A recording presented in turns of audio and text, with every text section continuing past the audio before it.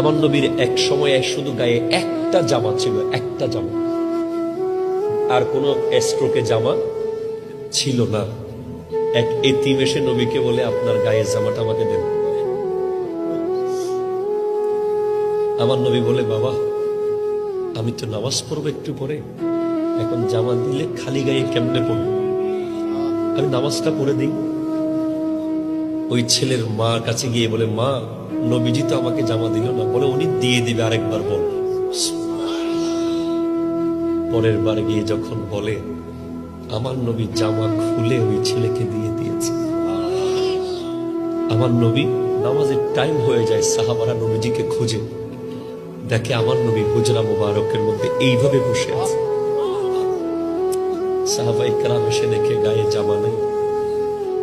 আর আমাদের কত জামা, আমাদের জামা সিরিয়াল আসে না। আমার নবীর গায়ে জামা ছিল না। সিদ্দিক আকবর সব টাকা ইসলামকে দিয়ে ছিঁড়া জামা পরে বসে আছে। তো আল্লাহ বলেন, ফেরেশতাদেরকে সবাইকে বলা, আবু বকরের মতো জামা পড়তে।